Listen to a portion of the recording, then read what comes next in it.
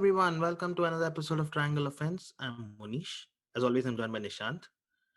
Hey Nishant, what's up? We've been doing a number of episodes on the consistently inconsistent teams. In the last two episodes, we spoke about the Miami Heat and we spoke about the Boston Celtics. I think we should continue that because there's one more team that are regularly inconsistent, the Portland Trailblazers. They've been pretty weird, if you ask me. Actually, not very pretty weird because they've been beating the small teams, they've been thrashing them. They probably have one of the best offenses in the league ever. And they probably have one of the worst defenses in the league ever. In the last 7 games, they lost to the Celtics, they lost to the Heat, they lost to the Jazz, they lost to the Clippers, and they lost to the Bucks. And this is in the last 7. Their only wins coming against Oklahoma Thunder, who are a bunch of rookies never heard before and future draft picks who are yet to be born.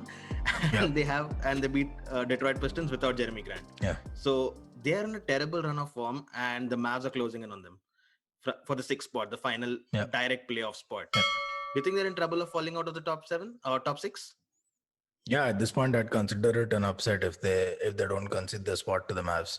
By the way, beating Detroit Pistons without Jeremy Grant, even with Jeremy Grant, is not really like even Jeremy Grant on the court. To be mentioned. Yeah, even Jeremy Grant on the court means he'll have a good game. Detroit are going to lose either way. And I think we think alike on this one because I was just putting together the graphics template for this episode. So when this airs, our viewers will actually see below that it says consistently inconsistent Trailblazers. Yeah, it's bizarre, but it's the general trend in the NBA this season, isn't it? Of these teams that have historically great offenses and then just fuck all defenses. We've seen it with the Nuggets, we've seen it with the Nets. I don't know. Is this the trend of the NBA? Are we headed towards an era of like just deprioritize defending until it hits the ratings, and then people are pissed off that it's not competitive anymore? And because then I don't want a year's worth of All-Star games. That's what the All-Star games for. It's a and kind of reflects, right? So many blowout matches this season. So many. I don't think we've seen so many 30 plus games. But that I think has more to do with the fact that there are no fans in the arena. Usually when you go down, when you're down by 20, you want to try and at least lose by a respectable margin because you don't want to get humiliated in front of your home fans or for that matter, even the away fans. So I personally believe that had more to do with the blowouts. And also the lack of season break. Multiple superstars were taking breaks throughout the season that contributed. But back to the Portland Trailblazers, right? Any team with Dame Lillard will have a terrific offense. I think that goes without saying. Yeah. But their problem this year, it's quite sad because they have someone in Dame Lillard who is vocally loyal, who's made it clear he's not going anywhere. He wants to build his own thing in Portland. As a franchise, you've got to value that and you've got to invest in that. The way the Bucks invested in Giannis by bringing in Drew Holiday and reinforcements that they needed. Although they should have kept Brogdon in the first place, but they invested. Chicago's investing in Zach LaVine by surrounding him with the talent that he needs. How it pays off, we'll see, but you can't blame a franchise for trying. Yeah. I don't believe Portland have done enough because yet again, here we are approaching the postseason. Portland again are at risk of being in a play-in game situation where Damian Lillard will have to put a rabbit out of his ass and get them to the playoffs, which he may well do that. But why are they in that position? And then come playoff time, and we'll delve into this a little deeper, but basically come playoff time, you're going to have the same situation of Portland has overused resources that are stretched thin and either won't have any gas left in the tank in the playoffs, or worse, they're going to risk injury because of how much they play their big 3 or 4 players. And for the GM to have not fixed that is sad. Yeah. Now, we recently did an episode about the Western Conference playing, the seedings and the playoff probabilities, right? And if you think about it, I think Portland Trailblazers is everyone's preferred opponent. Like if you ask the Jazz, they'll say, I hope Portland finishes in 8. If you ask Phoenix, they'll say, I hope Portland finishes in 7. Then it's going to be the same sentiment throughout the league for all the other teams. And Portland have been bad against the big teams. If you consider top 5 in the West, which are probably the contenders, and the top 3 in the East, who are the 8 contenders for the title, you would say, the Trailblazers are 3-11 against them. And that's bad. I mean, you know what's coming. If you go to the playoffs, you're going to win one game probably. That too Yeah. because of Dame Lillard and his Yeah. heroics. But it's a most preferred opponent for everyone. And if you're Portland, what are your objectives for the season? Then is it just to go to the playoffs and then crash out and then repeat next season? What do you do? Yeah, I mean, that's the sad part. That's exactly what I'm referring to. The objective is the same as it was last year, as the year before, as the year before. Go to the playoffs, try and make a respectable run. It's a crying shame. I think they've wasted a lot of Damon Lillard's prime.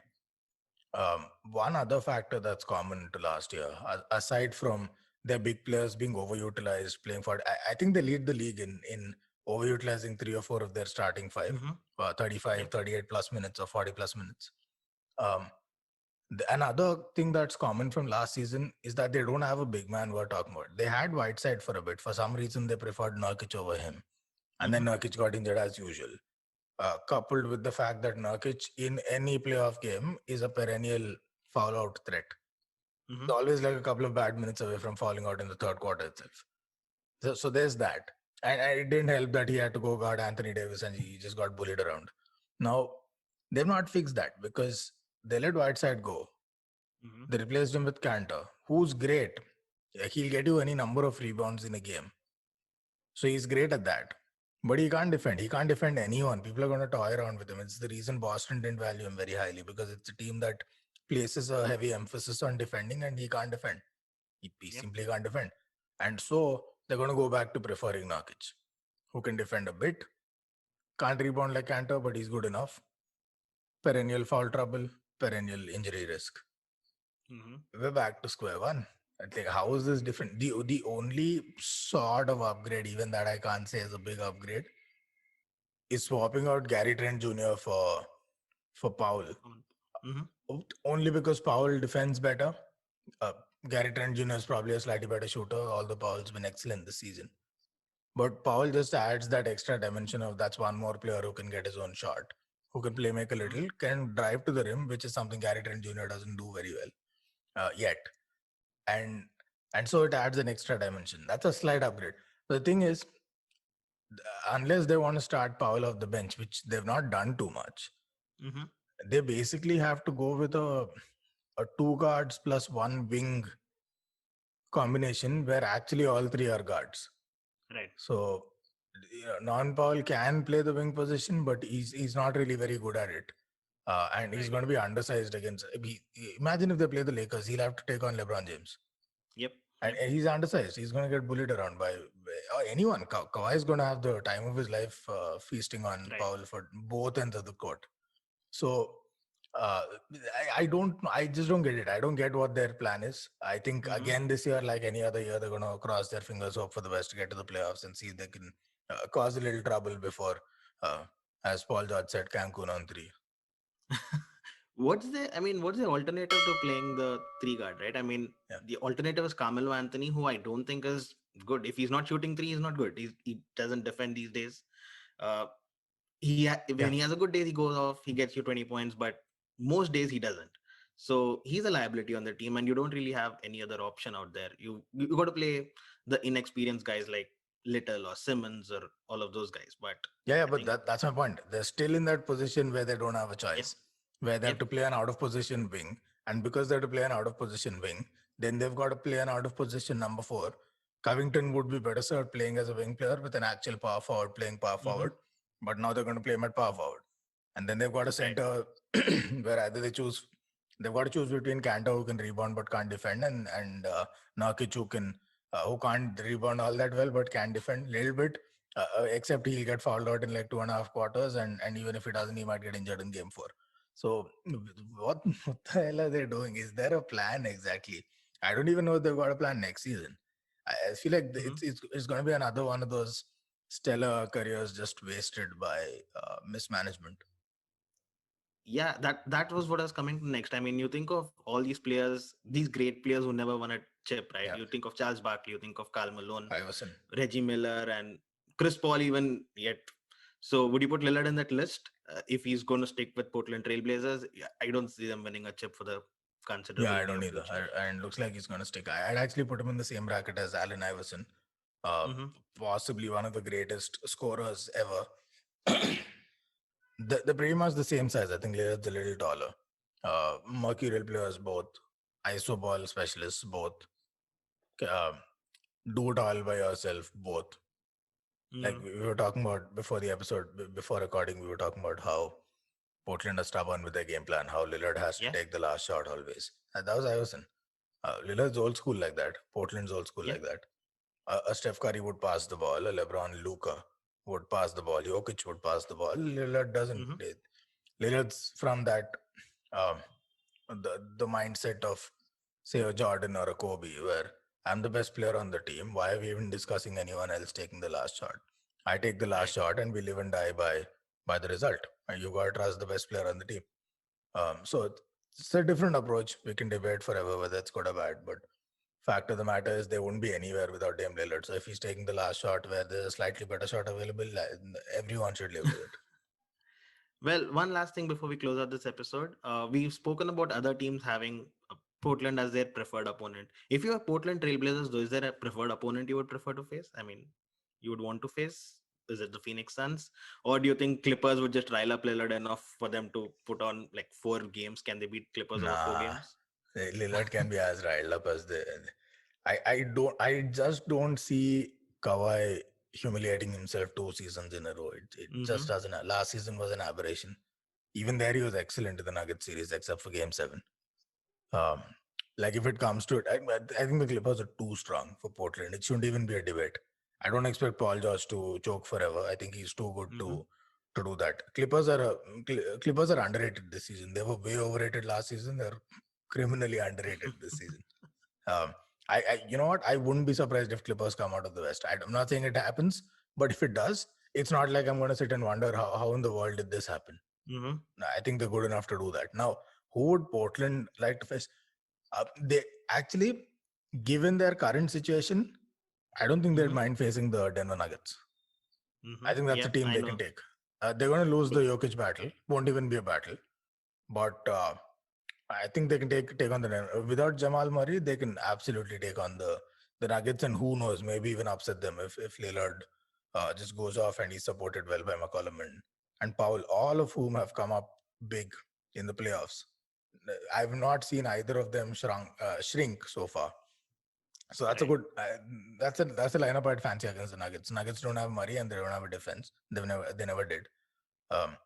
I'd fancy them. I was looking at the remaining fixture schedule, and Portland have 18 games left. 16 of them come against teams that have a play-in chance, Yeah. at least a play-in chance, or a playoff already confirmed playoff team. Now, is there a chance that the Portland Trailblazers themselves don't qualify for the playoffs? And this is my far-fetched conspiracy theory, right? They slip to seventh. They face Warriors in the 7th, 8th spot. Curry already torched them. He scored 60 against the Trailblazers earlier this season. So let's say Warriors win that and take the 7th spot. Yeah. Then it'll be Portland Trailblazers against the Memphis Grizzlies, a rematch from last season. And Ja Morant is just better this year. And you don't see the Trailblazers even in the playoffs. I know it's a dream scenario for the Phoenix Suns who gets to play Warriors. I know it's a dream scenario for Utah Jazz who would get to play Memphis Grizzlies. Is that a possibility though? A far-fetched one though. No, I think it's a definite possibility, but I don't know if it's a dream scenario for Phoenix to play the Warriors. I think the Warriors will be a pain in anyone's ass if they have to take them on it'd be the kind of team that will wear you down for the second round, even if you get past them, and really wear you down to the point where it's easy for whoever's facing you in the second round to knock you out. I don't think anyone should hope to face the Warriors in the playoffs. They have too many people who've been there too many times. For them to be taken lightly. A lot of Phoenix's players, I think barring Chris Paul and um, struggling to think, Crowder, I think except Chris Paul and Crowder, I don't think Phoenix have anyone who's ever been to the playoffs. They're facing Warriors who won the chip God knows how many times. So I don't think they want to face the Warriors. But do I see a scenario where Portland drop to the play-in games? Absolutely. Dallas is just 1 game behind. It's Luka. I'm not betting against Luka. And they're peaking at the right time. And it seems like with Porzingis, without Porzingis, Mark Cuban shows up, doesn't show up, Luka's going to do his thing. So they're going to go, they'll easily overtake the Portland Trailblazers. I don't see a world where they don't. Which puts them not too far from the Lakers in 5th, but like AD comes back, LeBron comes back at some point. I really think they've been chilling. They got in another nice little break, kind of like the pandemic break last year, and they'll be fresh. So Portland dropped to 7th, right? Could they drop further? Maybe, maybe not. But now they're in the plains. Right. But 7th means they're protected, right? They've got to win one of two Yep. games, and Yep. they're through. So they'll face, who do they face? Memphis, Golden State. It's a one game, so you never know. Yeah, sure. I can see them taking on Memphis. I can see them maybe beating Memphis. Golden State, it'll be a battle. It'll be a shootout. It'll be a feast for whoever's watching. But I wouldn't fancy them over goal. I actually don't. Again, I don't bet against Steph Curry in scenarios like these. Yeah, as good as Lillard is. So I think there's a distinct possibility that Portland don't make it through. They should, though, in that play-in scenario, especially if they're not in the bottom two play-in ranks, which means they get two shots at getting, like, it'll be. Yeah, I don't see them slipping so much. So Yeah, 7th or 8th. Disaster if they can't win one of two games. And then they don't deserve to be in the playoffs if they slip so much. Well, that was Portland Trailblazers. Yet another one of our inconsistent teams, consistently inconsistent teams, as I like to call it. And also that was the hope for the Warriors to just finish in 7th spot. That's a wildly optimistic hope for me. But that's all I have for today. Hey, hold on. They should trade Schroeder for Lillard. I think that's a win-win. Oh, I think that's where we end the episode. Okay. And that's all we have for you today. And I'll catch you tomorrow. All right. Just